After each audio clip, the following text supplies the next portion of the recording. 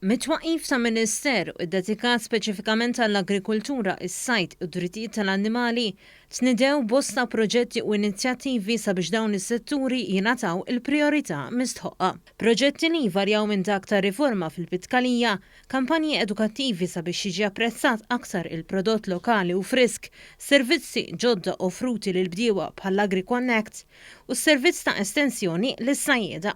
Dan apparti l-iskemi ta' għajnuna finanzjarja minħabba l-pandemija u minħabba ħsarat ikkawżati mill-maltempanza ta' frar tas-sena l-oħra, kif ukoll proġetti infrastrutturali bħal faċilità għal ħadd tal-ħut f'Marsaxlok, il-proġett ta' riċerka Gene Bank u l-AgriHub. Il-Ministru tal-Agrikultura, is-sajd u d-drittijiet tal-annimali Anton Refalo saħaq kif dan il-Ministeru huwa kommess li jibqa' jagħti vuċi lill-bdiewa u lir-raħħala Maltin u Awġin permezz ta' laqgħat ta' konsultazzjoni magħhom. Din mhix l-unika laqgħa issa minnhom il-qudiem.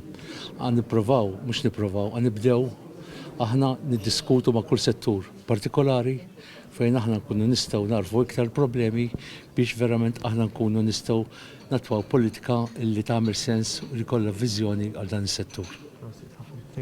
Matul il-laqgħat ta' konsultazzjoni mhux biss se jiġi diskuss il-progress li sar fl-implementazzjoni tal-politika nazzjonali tal-agrikoltura, iżda jiġu diskussi wkoll metodi dwar kif għandu jitqanqal iżjed interess fost iż-żgħażagħ biex jidħlu jaħdmu fis-settur tal-bidja.